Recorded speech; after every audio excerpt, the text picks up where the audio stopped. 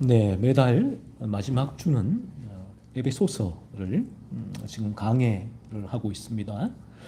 지난달까지 우리는 에베소서를 통해서 하나님께서 우리에게 주신 세 가지 복을 살펴봤죠. 이 세 가지 복은 창세전에 우리를 택하신 복이다, 예정의 복이다 라고 말씀을 드렸고, 다음으로는 하나님의 자녀가 되게 하시는 복이다 하는 거예요. 말씀을 드렸고, 그리고 세 번째로는 우리를 거룩한 존재로 만드시는 복, 이 세 가지 복을 살펴보았는데, 이 세 가지 복에 공통점이 있는데, 당연히 이 세 가지 복의 공통점은 우리의 거듭남과 연관이 되어 있죠.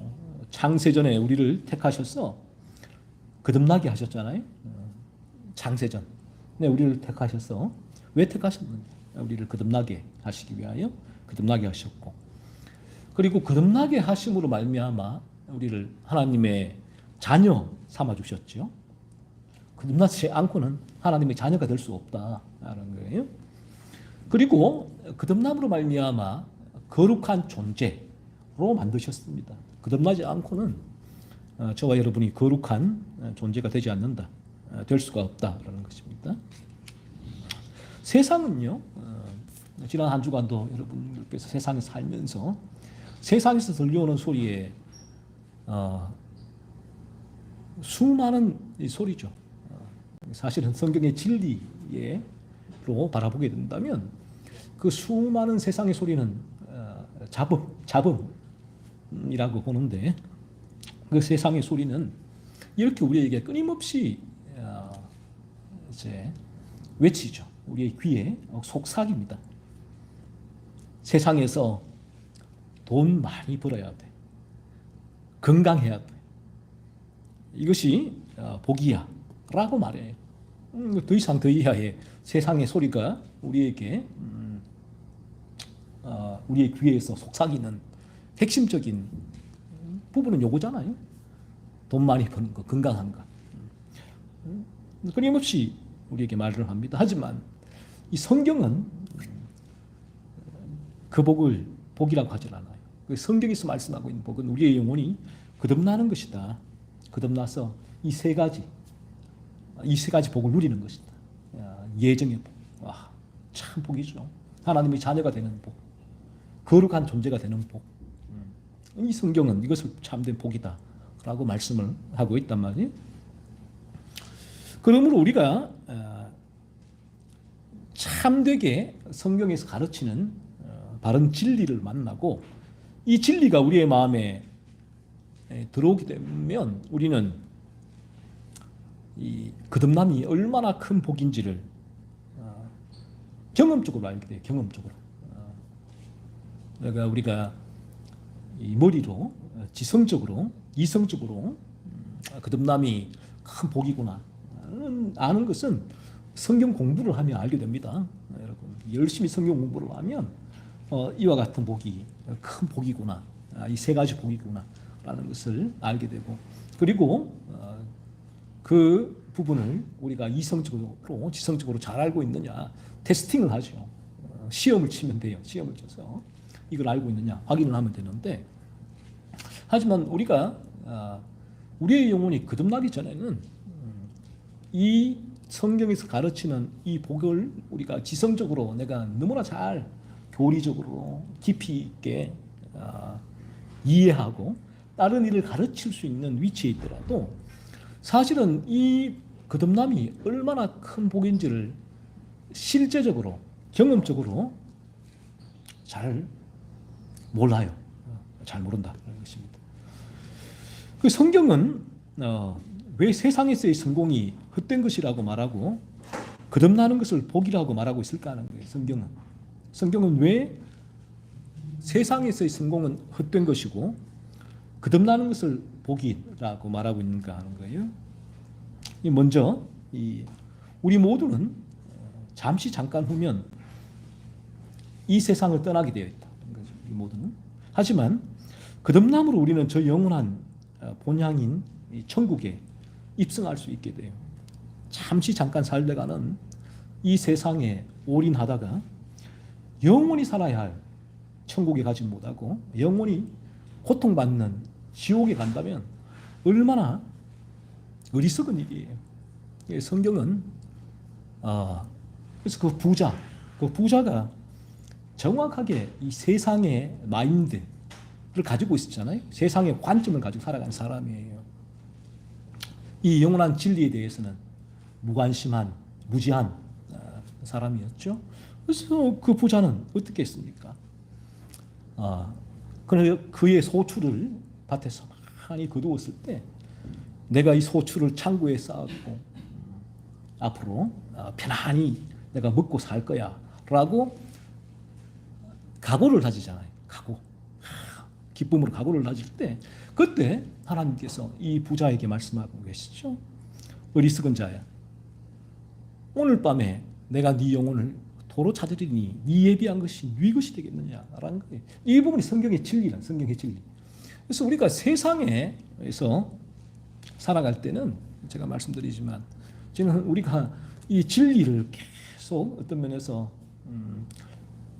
공급받아야 될 이유가 여기에 있다는 거죠. 세상에서의 소리는 끊임없이 저와 여러분에게 세상에서 성공해라, 돈 많이 벌어라, 건강해라, 진리와의 싸움은 필요 없어, 이 힘든 싸움을 왜 해, 그거 편하게 살아. 이 세상에서의 저희 속삭이는 한 주간에도 끊임없는 이 소리 속삭였잖아. 그래서 성경의 진리는 이 성경의 진리가 뜨면서 우리를 되게 힘들게 합니다. 진리만 덮어놓으면 저와 여러분은 어떤 면에서 상당히 대단히 한 80%는 부담감 없이 편안하게 살아갈 수가 있어요. 거짓말 좀 쳐도 이 진리를 붙들고 진리가 원하는 바대로 살아가지 않아도 아무런 부담이 없어요. 싸워야 될 이유가 상당 부분이 사라지니까 그래요. 하지만 성경의 진리는 끊임없이 이 강물을 거슬러 올라가는 연어를 만들어줘요. 저희가 이 연어가 강물을 거슬러 올라가잖아. 이 강물은 저는 세상에서의 우리를에게 끊임없이 주는 세상의 가치관, 관점, 그 가치관, 관점을 바탕으로 한 힘, 강력한 물살이죠 라고 봐요.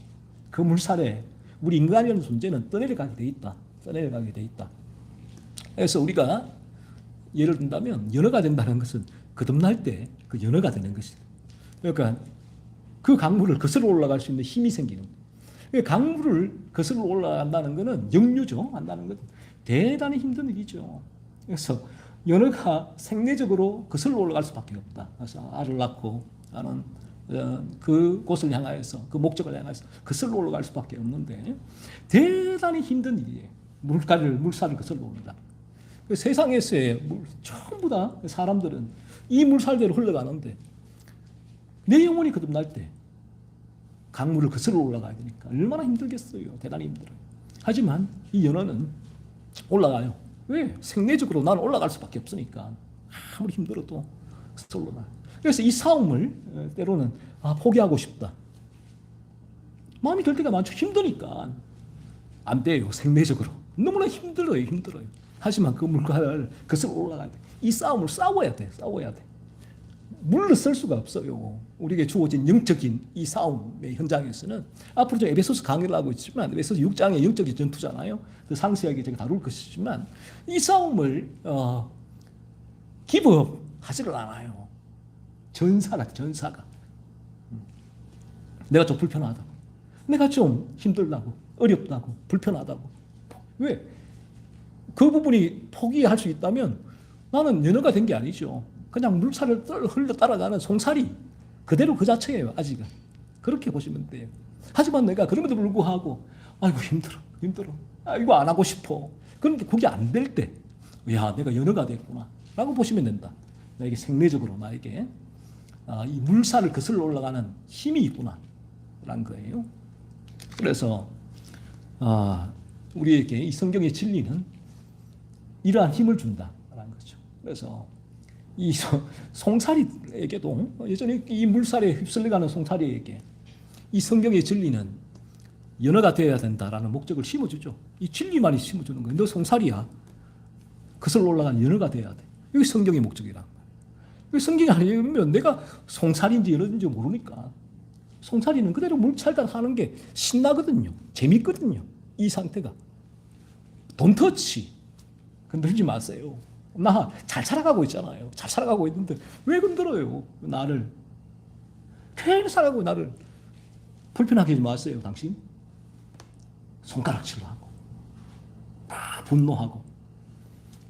하지만 우리가 송사리의 영혼을 살아간다면 이런 불편함에도 불구하고 우리는 너 연어돼야 돼. 진리 앞에 서지 않고는 이 송사리는 송사리일 뿐이에요. 평생. 그래서 이 철로역정에 이 크리스찬이 잘 보세요. 여러분 스폴전이 철로역정을 100독 이상 했다고 하잖아요. 항상 성경과 철로역정 두 권을 읽었는데 왜? 이 철로역정이 성경의 이 진리가 너무 잘 표현되어 있으니까 쭉 읽어왔는데 이 크리스찬이죠. 크리스찬이 주인공 기독도가 왜 그 길을 시작했느냐? 그 말대로 철로 역정이란 말이에요. 하늘로 가는 역경이 가득한 길, 이 철로 역정인데 왜 그 길을 힘들고 어려운 길을 크리스찬이 가기를 시작했느냐 했을 때에 그 책을 읽어보시면 이 성경의 진리가 잘 녹아 있어요. 이 기독도가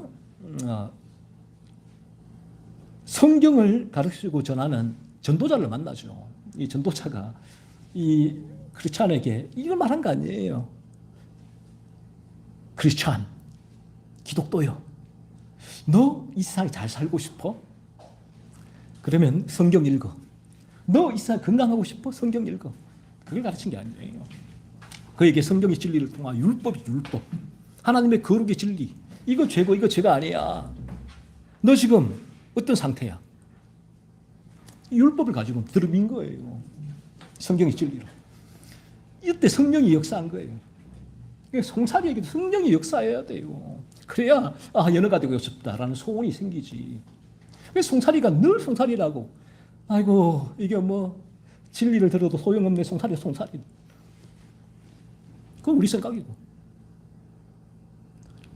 하나님 말씀하시잖아요. 우리 생각은 인간은 낙타가 바늘길을 갈 수 없어. 이게 우리 생각이잖아요. 인간의 생각. 하나님 뭐라고 했어요? 그 부자 청년에게. 사람은 할 수 없었대. 하나님은 하시느니라. 그건 하나님의 능력이란 거예요. 저와 여러분의 능력이 아니잖아요. 그럼 저와 여러분이 해야 할 일은 끊임없이 진리 앞에 서는 것 이외에는 뭐가 있냐는 거예요. 이 성경의 진리라는 거예요. 내 생각대로 얘기하지 마세요. 성경의 진리를. 판단하지 마세요. 성경을 가지고 얘기해야지. 그래서 우리는 성경 진리 앞에 늘 써야 되고 기독도가 그 말을 하잖아요. 그렇잖아요. 율법의 진리를 전도자가 전해줬을 때에 자기 죄를 본 거예요. 이 송사리에게 성령이 역사하니까 연어가 되어야겠다는 강렬한 열망이 자기 죄의 각성에 일어남으로 시작이 된 거예요. 그 전까지는 어떤지 압니까? 그렇잖아요. 그 책을 잘 읽어보세요. 읽어보면 여러분이 성경을 통해서 잘 이해하지 못하는 부분들이 그런 책들을 통해서 조금 더 쉽게 이해할 수도 있단 말이에요. 무조건 이 책들은 성경을 읽어야지. 죄석이 자기 생각으로 성경을 읽으면 뭐하냐고요. 이 성경을 성경대로 해석한 그 책들을 가지고 성경을 바라보게 될 때 성경의 바른 의미, 성경이 가르친 방향성을 알 수가 있거든요. 그 책들이 도움이 된다는 거예요. 그 책이 읽어보면 기독도가 그전에는 어떤 상태에 있었냐면 그 마을이죠, 마을. 그 마을에서 아무런 문제 없이 잘 살아갔거든. 편안하게 일하고 돈 벌고 아내 크리스티나와 아무런 문제 없어요. 다툼도 없었다고. 기독도가요.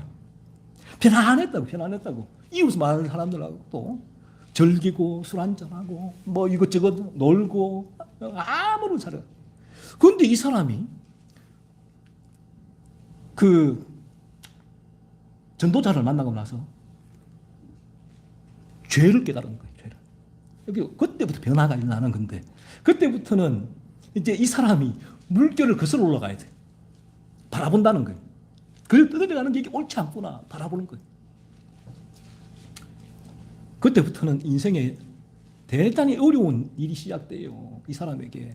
그냥 차라리 진리를 몰랐다면 아무런 문제 없이 가족과도 화평하고 이웃과도 화평하고 화평하게 그렇게 주일날도 일하고 놀고 아무런 문제 없이 그냥 살아가면 되는 거예요. 그냥 아무 문제 없이. 그러면 아무 문제 없어요. 우리가 사랑하는 가족이나 우리 주변에 진리를 모르는 이들에게 이 진리를 얘기하지 않으면 아무런 문제 없어요. 괜찮아 괜찮아 살로 가. 근데 이 진리를 말하는 순간부터 문제가 생긴다고. 그건 우리 감당해야 될 몫이에요. 그거는. 내가 진리를 경험했다면 그거 하지 않으면 직무유기죠. 또 내가 정말 연언가를 체킹해야 돼요. 그렇다면 거기에 대해서 아무런 문제가 없다면. 그래서 크리스찬이 죄각성, 내가 죄를 깨달았구나. 여기서 벗어나야 돼. 이제 연어가 되고 싶은 소망을 품고 여정을 시작하는 첫걸음을 떼게 되는데 이 여정이 철로역정이라고. 철로역정. 자, 그러자 이 기독도가 이 길을 딱 스타팅하니까 어떤 일이 일어났어요. 먼저 아내가 난리가 난 거예요. 아내가 돌아오라고. 당신 왜 그래? 갑자기 당신 미친 거야? 미친 거야. 갑자기 이 일요일도 내하고 같이 시간 잘 보내고 아무런 문제 없이 우리 자유를 즐기고 재밌게 먹고 마시고 재밌게 살았는데 미친 거야. 당신 왜 이래? 왜 이래? 그러는 거야. 돌아오라. 그거 가지. 그거가 이전처럼 살자고 돌아오라. 외치죠. 크리스티나가. 난리가 난 거야. 아내가 먼저. 가족이 난리가 나죠. 그 다음에 누가 난리가 날까요? 이웃들. 친한 이웃들이 손짓하는 거예요. 크리스찬에게. 너 미쳤니? 왜 그래? 예전처럼 우리하고 그렇게 놀고 먹고 대화하고 이렇게 지내자고. 어디 가냐? 그런데 그게 안 된다고요. 그때부터는. 이게 진리의 힘이에요. 그래서 우리는 이 주님의 몸된 교회에 우리가 진리를 전하는 때에 가장 첫 번째 포커스가 어디냐? 크리스찬이 경험한 요 지점으로 사람들을 저와 여러분이 들어올 수 있도록 하기 위해서 우리가 진리가 먼저 선포되는 거예요. 요 지점. 요 지점만 들어오게 되어지면 일단 인간은 내가 송살이구나. 연어가 되어야 돼. 라는 소망이 생기고 자신의 죄에서 벗어나고자 하는 그러한 이제 걸음을 떼게 되는 거죠. 그래서 우리가 이 성경의 진리 앞에 계속 저와 여러분도 서야 되고 믿는 사람, 거듭난 사람도 진리 앞에 서야 돼요. 성경의 진리를 통하여 그리스도의 생명을 공급받고 또 이 더 거룩의 길로 강하게 갈 수 있는 동력을 제공받기 때문에 또 그렇지 않은 영원한 멸망으로 달려가잖아요. 그들도 성경의 진리에 서야죠. 진리에 서야지. 진리에 안 쓰고 어떻게 영원한 멸망길에서 벗어날 수가 있습니까? 진리에 서야죠. 그래서 진리에 서야 될 필요가 있다. 그래서 진리를 계속 진리가 우리에게 밀고 들어와야 된다. 진리 앞에. 그래서 진리와 멀어지면 그게 우리에게 가장 큰 저주다. 하는 사실을 명심하십시오. 그래서 진리 앞에 서야 되는데 그 성경의 진리는 이걸 우리에게 얘기해 주는 거예요. 오늘도 그렇잖아요. 여러분이 한 주간 세상에서의 어떤 소리를 여러분 귀 기울이다 오셨나요? 얼마나 많은 불편함들. 내가 진리의 길 걸을 때 그거 진리를 조금만 타협해. 약간만 내려놓아. 그러면 편해질 거야. 얼마나 그런 소리가 여러분을 유혹했습니까? 하지만 오늘 이 시간은 어떻습니까? 이 진리는 타협하면 안 돼요. 그 부분 얘기하는 거예요. 그대로 물길을 거슬러 올라갔어요. 진리대로. 저와 여러분의 삶은 얼마 남지 않았어요. 저희 부모님도 여러 가지 질병, 이러고 다니니까 계속해서 이제 질병이 막 찾아오는데 저는 늘 그렇게 생각을 해요. 저 모습이 내 모습이잖아. 내 모습. 저도 얼마 남지 않아. 저 모습이. 그 시기는 생각보다 상당히 짧습니다. 마치 시공을 초월하는 것처럼 우리도 잠시 뒤면 그 자리에 내가 가요. 여기 인생이에요. 인생. 그리고 죽음이 오죠. 다 우리에게는. 영원한 천국, 지옥. 성경의 진리를 말씀합니다. 과연. 그러니까 우리가 더더욱 진리를 부여잡고 또 진리를 흘려보내는 삶을 살 수밖에 없죠. 거듭나지 않은 채 이 세상에서 살아가는 것은 사실은요, 이게 정말 어리석은 일인데, 이 자연인들에게는 이 성경의 진리를 깨닫게 되는 순간 알게 되죠. 거듭나지 않은 채 살아가는 것은 고통이에요, 고통. 죄의 지배 가운데서 살아가는 자체가 고통이에요. 그래서 성경은 로마서에 하나님께서 그 인간에게 주신 저주가 그 상태에 그대로 버려두는 것이 저주다라고 말씀합니다. 물론 영원한 멸망의 저주가 있지만 그 상태에 죄 가운데 그대로 살아가는 것이 인간에게는 얼마나 큰 고통인지 몰라요. 이 부분. 그래서 거듭나지 않으면 어때요, 여러분? 우리가 자연인 상황에서 즉 거듭나더라도 죄의 유혹이 오지만 우리 마음에 들지 않거나 나를 힘들게 하는 사람들, 그래서 여러분 어떤 마음이 올라와요? 그분들 바라보게 될 때 미워지잖아요. 얼마나 미워져요. 때로는 죽이고 싶다라는 마음까지 올라오죠. 성경은 미움이 살인이다라고까지 말씀을 하고 있는데 그렇게 살 수밖에 없어요. 미워하면서 이 진리를 모르거든. 또 이 진리가 경험되지 않거나 죄각성에 들어오지 않았거나 죄각성이 들어온다면 이 사실을 죄란 걸 알고 고통 가운데 있지만 이 삶을 살아갈 수밖에 없지만 이 가운데 들어오지 않았다면 이 사실도 모르고 미워하는 거예요. 휴일날 예배는 두 손 들고 찬양할 때 벌쩍벌쩍 뛰면서 눈물 기도하며 은사를 구하며 기도해놓고 밖에 나가서 어떤 다툼이 있으면 그냥 야수로 돌변해요. 아무 상관없어요. 주일 예배하고 밖에서 삶은. 이게 죄로 물들어 있는 상태란 말. 인간이 성경이 말씀, 이 부분을 정확하게 우리에게 말씀해 주는 곳은 성경밖에 없다. 이 진리. 이 성경의 진리로 자신의 상태를 점검해야 된다. 내가 주일날 얼마나 예배할 때, 찬양할 때 두 손을 들고 눈을 감고 눈물을 흘리고 펄쩍펄쩍 뛰고 은사 다다다다 방언을 하고 있는가? 와, 나는 거듭났어가 아니에요. 성경은 열매로 알리라 말씀하고 있잖아요. 그런데 이런 삶이 내가 다른 사람들을 미워하고 정오하고 저주하고 험담에 살아가는 것이 고통이에요. 고통. 이 고통이에요. 여러분 누군가를 미워해 보세요. 얼마나 힘들어요, 여러분. 사실은. 그런데 이게 누구 미워하면 내 안에 뼈가 마르는데 밤에 잠도 오지 않잖아. 미워하면 이 미움이 강하게 나를 압도해버리면 정말 내가 그래서 이 세상에는 원수에게 이 미움이 올라올 때에 일반 은총이 눌러줘요. 일반 은총. 법이죠. 미워해서 내가 저놈을 한 대 쥐어박고 싶은데 한 대 쥐어박으면 이게 쇠고랑 사겠구나. 여기 일반 은총이라. 그런데 인간의 존재는 죄로 물들어 있는 존재는 어느 순간 이 일반 은총을 뚫을 수 있는 강렬한 죄가 폭발을 해요. 그거 나도 어쩔 수 없어요. 그러니까 우리가 분노 제어, 요즘에는 분노가 조절이 안 되는 사람들이 많다. 그게 뭐 심리학적으로 어떤 사람에게는 분노가 조절이 잘 안 된다는 그 차원이 아니고 죄의 모습이에요. 그 죄가 내 안에 쌓여서 폭발할 때에 조절 제어가 안 되죠. 일반 은총으로는. 그때는 감옥에 가는 것 아무 생각이 없어요. 상관이 없어요. 그게 일반 은총이 나를 제어하지 못해요. 다 깨져버려요. 그래서 내가 쥐패버리거나 아니면 칼 가지고 찔러버리죠. 죽여버립니다. 일반 은총이 깨지니까. 다른 사람들을 이 죄의 하나의 우리의 가장 흔히 일어나는 죄가 제가 늘 말씀드리지만 미움인데 미워함 살아가는 것이 대단히 큰 고통입니다. 고통. 그리고 이 인간이 죄의 지배가 안 돼 있으면 또 하나의 특징이 뭐 쇠퍼가 얘기를 하지만 십계명의 근간을 붙들고 있는 죄가 탐심이다라고 말하고 있는데, 그 인간은 탐욕을 위하여 살아가게 되죠. 탐욕. 그런데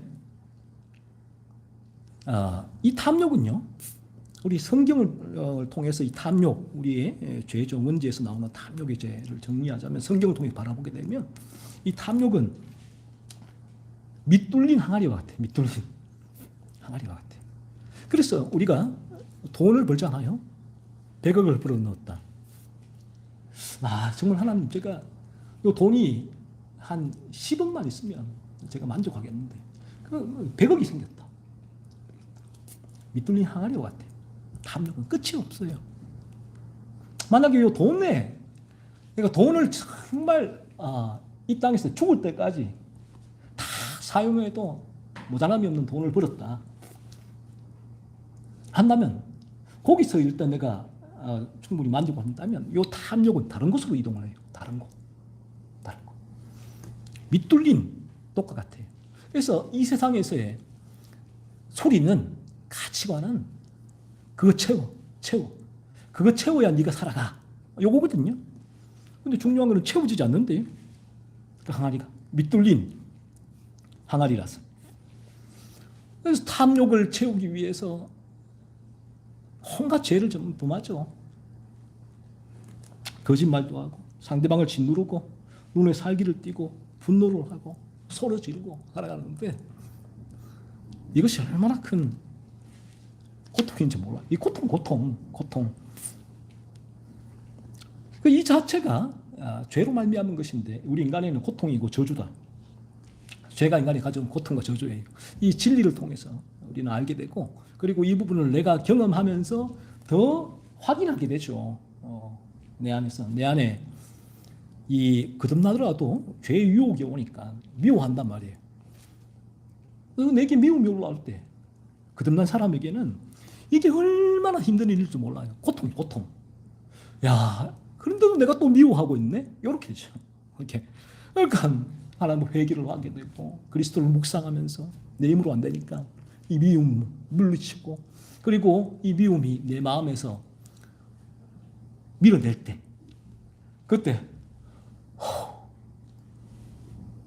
큰 숨이 내쉬어져. 살았다. 그런데 이게 거듭나지 않은 상태에서는 요 미움을 내가 상대방에게 발산을 해야지만 살 것 같다. 요 차이가, 결정적인 차이가 있죠. 그래서 미워하는 것은 이 인간이 이런 상태, 죄 가운데 살아가는 자체가 대단히 큰 고통이고 저주다. 사실이고요. 하지만 우리가 거듭나게 되면 어떤 일이 일어나는가? 이 원죄의 지배에서 벗어나죠. 그래서 이제는 이 죄를 미워하고, 죄와 분투하고, 죄를 밀어내는 삶을 살게 되는데, 그때 내 안에 이제 이런 미움도 죽고, 미움의 죄는 올라와요. 탐욕이 더 올라와요. 그러니까 고통스러운 거예요. 참 여전하네. 나는 왜 이럴까? 나는 어찌된 사람인가? 늘 거듭나더라도 자신을 자책하고, 이런 죄가 올라올 때 돌이켜보면 도대체 내가 뭐가 문제인가? 고민도 하고, 갈등도 하고, 괴로워하면서 또 그리스도를 바라보게 되고, 이 죄와 분투하고, 이 죄를 밀어내는 삶을 살게 될 때, 내 안에 이 미움이 죽을 때 평안이야, 평안. 우리 안에 이 죄가 솟구치고 있으면, 이 죄가 미움을 일으키면, 내가 누군가를 미워하게 될 때는 평안이 없죠. 그럴 때 일시적인 평안이 어떻게 옵니까? 미워하는 대상이 제거될 때 일시적인 평안이 오지만, 또 금세 또 다른 미워하는 이들은 무한대로 우리 앞에 줄을 서 있다. 그런 거예요. 그럼 다 죽여야 돼. 그래서 이 미움이 살인이다. 성경은 말씀하고 있고, 그래서 내가 이 죄를 깨닫게 될 때에 내가 연쇄살인마, 유영철, 더 악한 존재구나. 내가 죄인 중에 괴수구나. 바울이 실제적으로 이런 고백을 하게 된다는 거예요. 그리고 거듭나게 될 때 이 탐욕의 죄, 솟구치죠. 올라오죠. 아파하고 분포하며 밀어내게 될 때 우리는 만족, 자족이라고 하죠. 빌립보스에 자족할 수 있다는 게 만족, 우리의 이 상태에 만족하게 된다. 그렇죠? 그렇지 않고는 끊임없는 우리 안에 탐하는 마음이 끊임없이 우리를 붙들고 있으니까 우리 안에 이게 또 고통이 될 수밖에 없죠. 그래서 성경은 우리에게 이것을 복이라고 말씀하여 복, 참된 복이 뭔가 했을 때에 제가 설교 초반에도 말씀드렸지만 우리가 지난달 계속 마지막 달에 에베소서 강의를 하고 있지만 이 세 가지 복, 창세전에 선택한 예정의 복, 하나님의 자녀가 되게 하신 복, 거룩한 존재로 만들게 하신 복, 이 복의 공통점에 거듭남이 있다. 이것이 우리에게 주어진 진정한 참된 복이다 라고 말씀한단 말이에요. 그래서 우리가 성경에서 말씀하고 있는 이 복을 받지 못하면 우리는 어쩔 수 없어요. 이 복을 받지 못하면 우리는 평생 다른 사람에게 상처를 주거나 상처를 받으며 미워하며 살아가게 될 것이에요. 대단히 고통스러운데 이 삶을 살아갈 수밖에 없다. 이래야지 숨을 쉴 수가 있거든. 죄의 지배 가운데 있는 사람. 또한 자신의 탐욕을 채우기 위하여 지극히 이기적인 삶을 살아갈 수밖에 없다.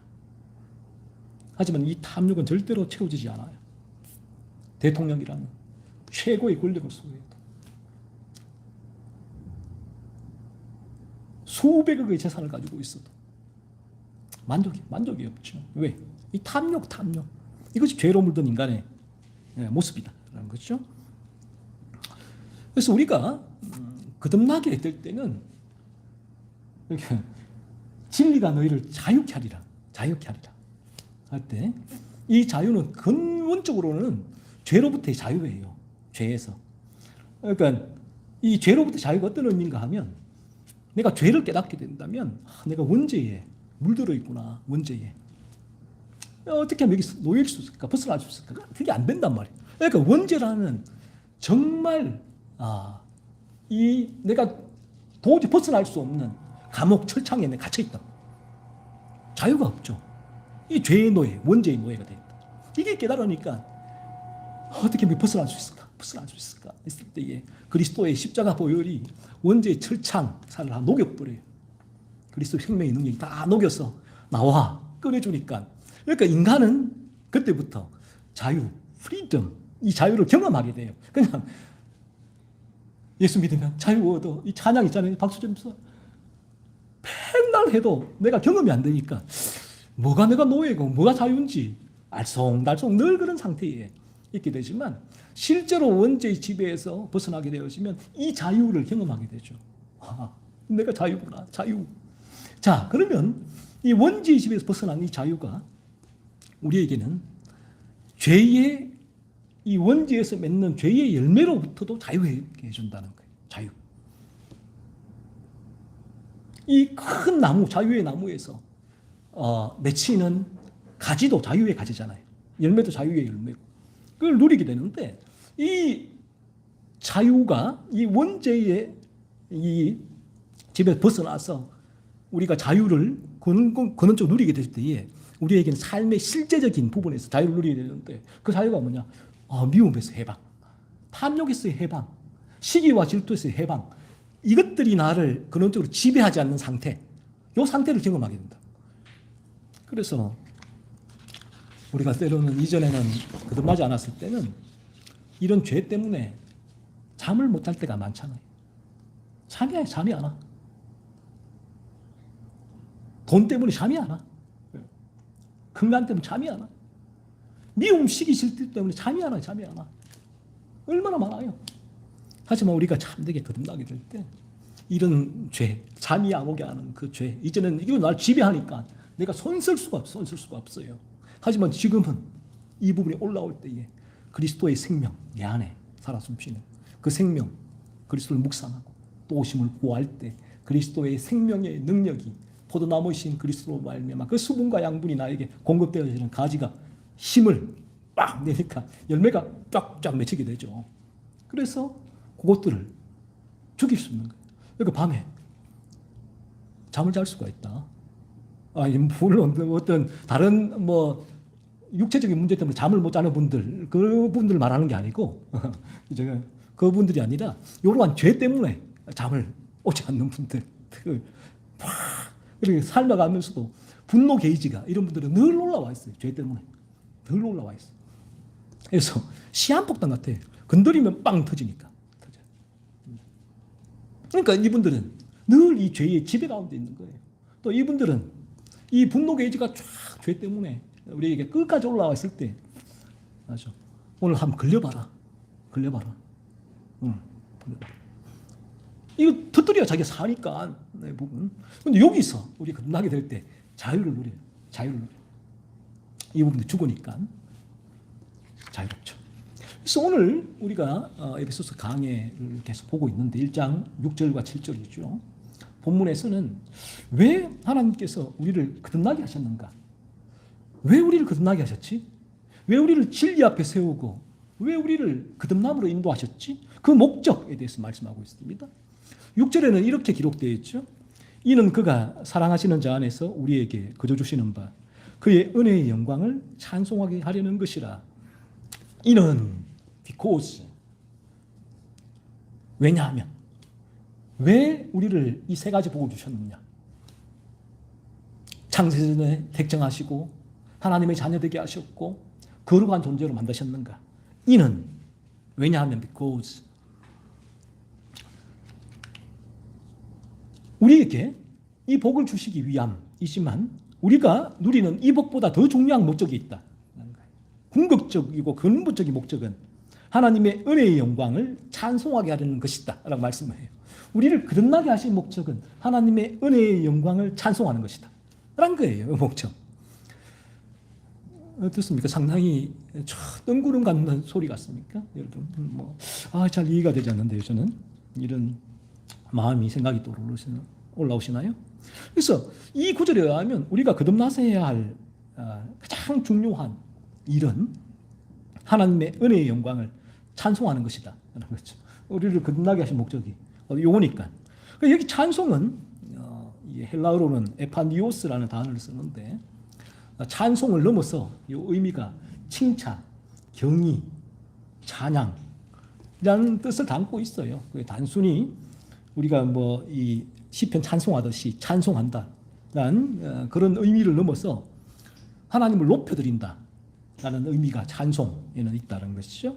그렇다면 이 부분은 이렇게 되는 거예요. 우리가 거듭나게 될 때 우리는 항상 하나님을 높이는 삶을 살아가게 되고 또 그 삶을 살아갈 수 있고 살아가야 한다라는 거예요. 거듭나게 될 때는. 그래서 거듭난 사람에게는 왜 이게 가능한가 했을 때 이제 하나님이 나의 왕좌에 앉기 때문에 왕위죠. 왕의 보좌. 내 마음에 나라는 존재의 왕좌에 하나님이 앉으시기 때문에 거듭나게 될 때 가능하게 된다. 이전에는 무엇이 나의 왕좌에 앉으셨습니까? 때로는 남편이 앉을 수가 있고 아내가 앉아 있을 수 있고 자녀가 앉아 있을 수도 있고요.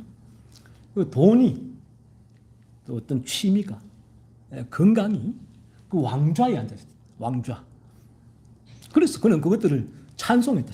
찬송의 문제. 경의, 높이는 삶을 살았다. 하지만 그가 거듭나는 그 순간에 이제 그 왕좌에는 누가 앉는가 했을 때 하나님께서 그 왕좌에 앉게 됐어요.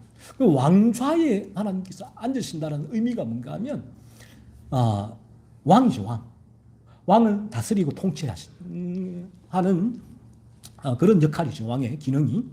왕이 그 사람을 통치하고 지배한다. 하나님이 나의 왕좌에 앉게 되어지면 하나님께서 나라는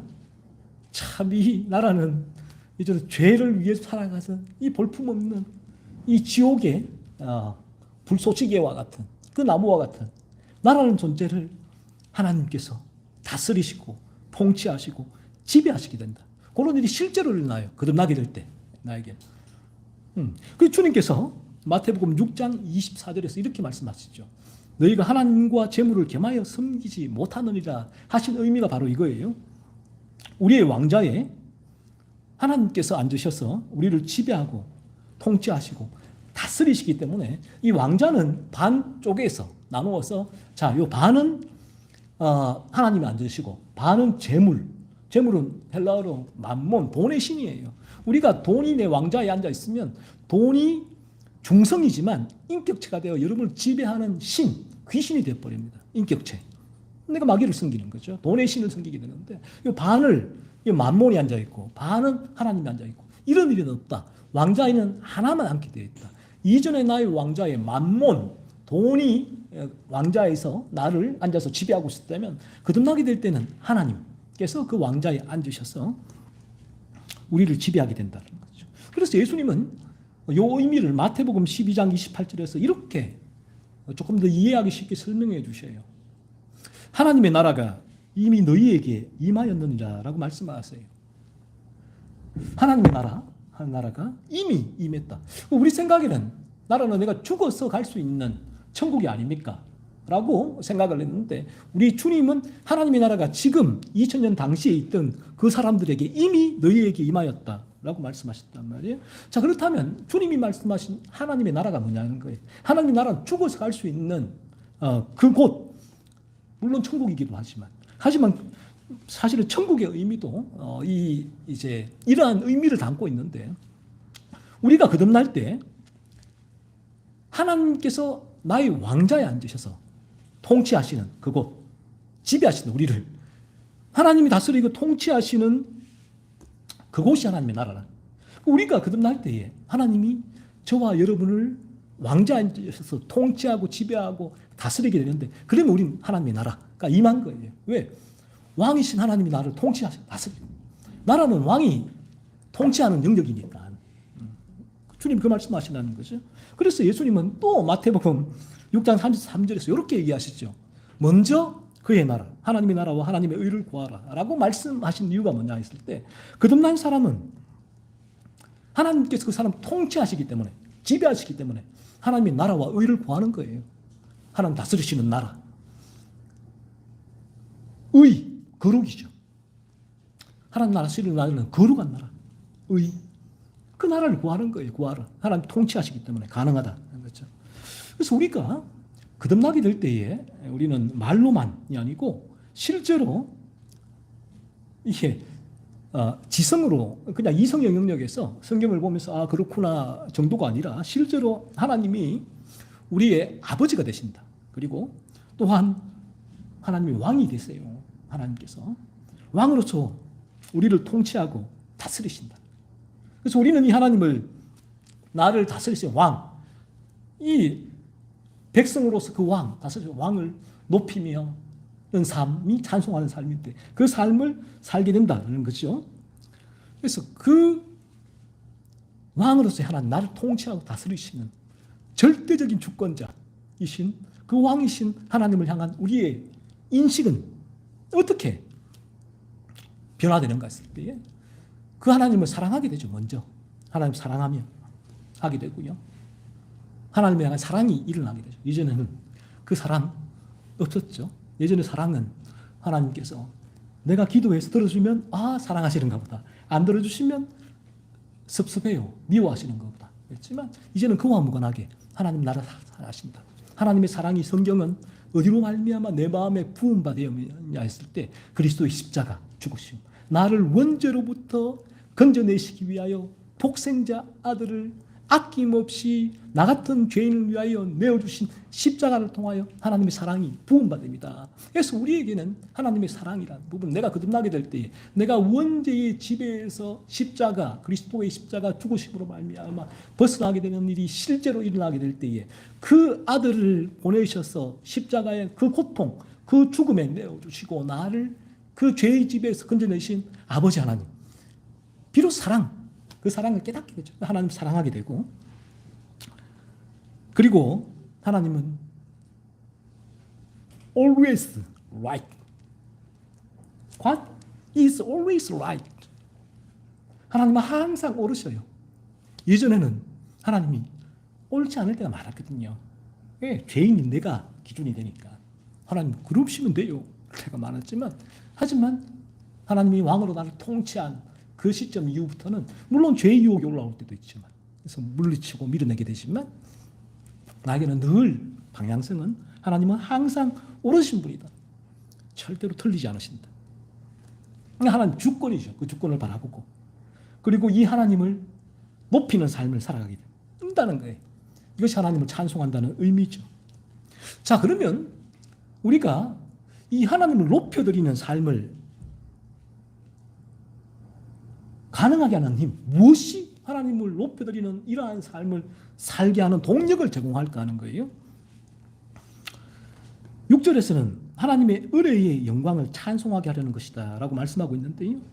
우리가 거듭나게 될 때 우리가 하나님을 높이는 이 찬송하는 삶을 사는 것은 또 하늘 우리에게 동력을 제공해 주는 것이 뭔가 했을 때 하나님의 은혜의 영광이다. 하나님의 은혜의 영광. 하나님의 은혜의 영광은 이게 이제 헬라어로 해석하게 되어지면 하나님의 은혜가 가진 영광이라. 하나님 은혜가 가진 영광이에요. 이 영광은 하나님의 은혜가 지닌 아름다움, 존귀함, 의미함을 말해요. 영광이 뭐예요? 글로리, 영광이라고 했을 때에 이 하나님의 은혜가 지닌, 은혜만이 지닌 아름다움, 존귀함, 의미함을 말하는데, 그러므로 우리가 거듭나게 되면 우리는 이제 하나님의 은혜를 묵상하게 되겠죠.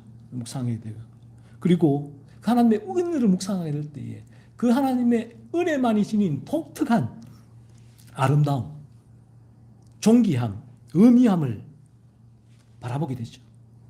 그리고 이로 인해서 하나님을 찬송하게 돼요. 하나님을 높이게 된다. 이런 거예요. 자, 그렇다면 하나님의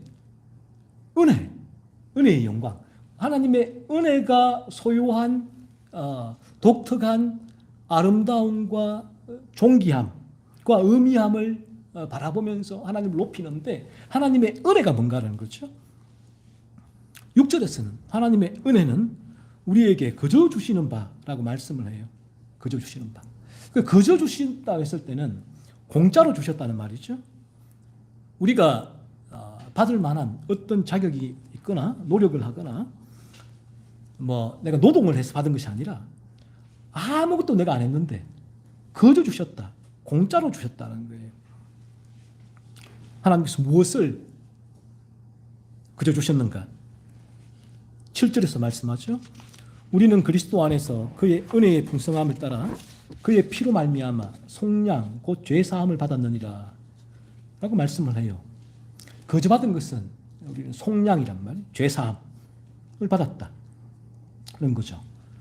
그래서 우리는 성경의 진리는 원죄로 물들어 있어서 우리가 죄인이 되었다라고 말씀하죠. 원죄에서 맺히는 수많은 죄의 열매를 맺으며 살아왔죠. 그래서 우리는 원죄로 물들어 있는 존재에서 수많은 온갖 죄의 열매를 맺고 살아왔는데 이 모든 죄에 대하여 나라는 존재가 책임이 있는 사람이다. 왜? 내가 원죄로 물든 상태. 이 상태가 하나님 앞에서의 진노하시고 또 심판받아야 할 죄의 상태고 또 원죄에서 맺히는 수많은 죄의 열매도 내가 원죄에서 맺힌 거니까 그 죄에 대한 책임이 있는 사람이다라는 거죠. 그래서 우리는 이 죄로 인하여 영원히 지옥에 가야만 하는 사람들이죠. 하지만 하나님은 우리에게 죄 사함을 주셨어요. 성경은 이것을 속량이라고 해요. 속량. 이걸 거저 주셨다는 건데 죄 사함, 속량. 속량은 영어로는 그 랜섬이라고 해요. 랜섬. 몸값이죠. 몸값. 그 속량은 이 노예가 있던 시대에 값을 주고 노예나 포로를 자유롭게 하는 일, 몸값을 치르고 해방시키는 그것을 속량이라고 얘기를 해요. 당시 고대 사회에서 속량은 노예를 자유민으로 만들기 위해 적절한 값을 지불하는 것을 말하는데요. 그래서 우리가 죄 사함은 우리가 죄에 대한 이 값을 지불해서 죄의 노예에서 풀려나 자유민이 되었다. 그런 것이 아니고 누가 죄에 대한 값을 지불했는가 하는 거예요. 누가 죄에 대한. 그러니까 내가 지불해서 내가 벌려놓은 일을 내가 처리해야만 되는데 내가 할 수 없는, 감당할 수 없는 일이었기에 누군가가 대신 이 일을 처리해 주셨다는 거죠. 그래서 우리는 거저 받았다라고 말씀하고 있는 거예요. 그 7절은 그리스도 안에서 그의 피로 말미암아라고 말씀을 해요. 그리스도의 피, 그리스도께서 십자가에서 우리의 죄를 짊어지시고 생명을 내어주셔서 우리의 몸값을 지불했잖아요. 그래서 우리는 이 죄 사함을 받았고 죄의 책임에서 벗어날 수 있게 되었죠. 그래서 우리가 한 일은 무엇입니까? 성경에서는 죄를 짓는 일밖에 없다. 죄로 물들어 있으니까. 때로는 나는 죄를 안 짓는데요. 죄로 물들어 있어서 죄를 지을 만한 상황과 환경 조건이 안 생겼으니까 죄로 물들어 있는데, 근데 누르면 죄가 튀어나오는 거예요. 이 상태가 우리가 죄로 물들어 있는 상태라는 거죠. 우리가 어떻게 이런 죄 사함을, 이런 상태에 있는 우리가 어떻게 죄 사함을 받아 이런 죄의 책임과 원죄의 지배에서 벗어날 수 있게 되었는가 하는 거예요. 그래서 성경은 말씀하고 있죠. 예수님이 우리를 대신하여서 십자가에서 우리 대신 죄의 형벌을 받으셨기 때문이다 라고 말씀을 하세요. 따라서 우리는 이 속량, 그 죄 사함을 거저 받았다라고 성경은 말씀해요. 내가 무언가를 노력을 했거나 또 얻을 만한 자격이 있어서 죄 사함이 주어지는 것이 아니라, 이 죄 사함은 하나님께서 오직 아들 그리스도 예수를 통해서 우리 주신 것이구나, 거저 주셨다라는 것이죠. 그래서 오늘 본문 6절에서 그가 사랑하시는 자 안에서 우리에게 거저 주시는 바라고 말씀하고 있듯이, 하나님께서 사랑하시는 아들 예수를 이 세상에 보내주셔서 이 주님이 십자가에서 우리의 죄를 짊어지시고 죽지 않으셨다면 우리에게 이 죄 사함은 주어지지 않았을 것입니다. 하나님은 사랑하는 아들 예수님을 이 세상에 보내서 십자가에서 죽게 하셨습니다. 왜요? 우리의 속량이죠. 저와 여러분 속량, 그 죄 사함을 위해서입니다. 죄 사함을 위해서입니다. 오늘 7절에서도 그리스도 안에서 그의 은혜의 풍성함을 따라라고 말씀하고 있듯이, 하나님의 은혜는 어디서 드러나는가 했을 때예요. 그리스도의 십자가에서 흘리신 보혈 가운데 풍성하게 드러나게 됩니다. 그래서 우리가 당연히 거듭나게 되었을 때 우리는 그리스도의 십자가에서의 죽으심으로 말미암아 우리에게 주어진 죄 사함을 늘 마음에 담아두게 되죠. 늘 이 그리스도의 십자가를 바라보게 되어 있어요. 거듭날 때에 나라는 죄로 물들어 있는 존재가, 이리와 같은 존재가 어떻게 내가 지금 이처럼 양의 존재가 되어서 이러한 이제 죄를 미워하고 죄와 분투하는 삶을 살 수 있게 되었을까? 그 근거, 원인, 힘이 뭘까 했을 때에 하나님 아버지의 사랑, 그 사랑이 십자가에서 우리에게 주어진 속량, 죄사함으로 말미암아 우리에게 이루어졌구나. 이 사실을 실제적으로 경험하면서 늘 우리의 마음에 담아두게 되죠. 늘 담아두게 되죠. 그래서 이 그리스도를 통하여서 그리스도의 십자가에 흘리신 보혈, 나를 죄로부터 건져내신 속량의 사역, 죄사함의 사역을 바라보면서 하나님의 사랑을 바라보게 돼요. 경험하게 되고, 그리고 이 모든 것이 하나님의 은혜다라는 사실을 항상 지니고 살아가게 돼요. 그래서 내가 하나님의 은혜구나. 나라는 존재가 이처럼 그리스도를 믿고 죄로부터 건짐받아서 거룩을 위해 살아가는 이 자체가 하나님의 은혜구나. 바라보게 되죠. 그 날마다 이 하나님 은혜를 묵상하게 되고 하나님의 은혜를 바라보게 될 때, 웬 은혜인고, 웬 은혜인고, 웬 은혜인고 감사하게 하나님. 그래서 하나님의 은혜에, 이 은혜죠. 이 은혜의 아름다움, 이 은혜가 얼마나 아름다운가.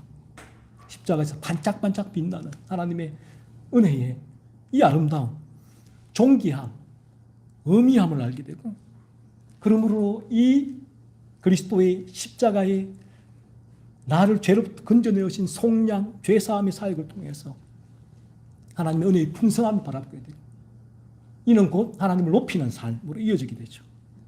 그래서 하나님께서 우리를 건강하게 하신 궁극적인 목적, 가장 중요한 목적은 바로 우리가 하나님을 높여드리게 하기 위함이다 라는 사실을 명심을 하십니다. 우리가 하나님 높여드리는 이 삶은 우리가 거룩한 존재가 되었을 때에 내가 거룩하니 너희도 거룩하라는 이 삶을 향하여 살아가는 나의 이 존재로 말미암아 하나님의 영광을 받으세요. 이 자체를 말미암아. 그래서 나 또한 이러한 삶을 통하여 우리 아버지의 목적을 바라보고 그 하나님께 감사하고 하나님 사랑하며 하나님을 찬양하게 되는 것이죠. 그래서 단순히 거듭나서 천국에 가는 것이 끝이 아니라 이 모든 것은 유기적으로 다 잘 결합이 되어 있다. 다 엮여져 있는데 나라는 존재로 말미암아 하나님의 영광을 높이는 삶, 그 삶을 살아가게 될 것이고 그 삶을 소망하게 될 것이고 그 삶을 살아가야 한다는 것이죠. 그러면 우리의 삶은 이 세상에서의 부귀영화를 위한 삶의 목적이 아니라 오직 하나님을 높이는 삶, 그 삶은 그리스도의 십자가로 말미암아 이루어지고 그리스도의 십자가는 내가 아는 존재가 얼마나 죄로 물든 악한 존재인가를 깨닫게 될 때에 십자가를 알게 되고 십자가의 그 사역을 통해서 하나님께서 내게 부어주신 그 사랑, 그 은혜를 알게 되고 그래서 하나님께 영광, 하나님을 높이는 삶, 이 하나님 감사합니다 라는 삶을 우리가 살아가게 되는 것이죠. 그래서 우리 모두에게 오늘도 이 진리가 우리의 영혼이 거듭나는 곳으로 인도하기를 원하고 그래서 우리의 영혼이 거듭남으로 말미암아 이 하나님, 우리를 죄로부터 건져주신 하나님을 날마다 높이는 삶을 살아갈 수 있는 우리가 되기를 소원합니다. 기도하겠습니다. 하나님 아버지,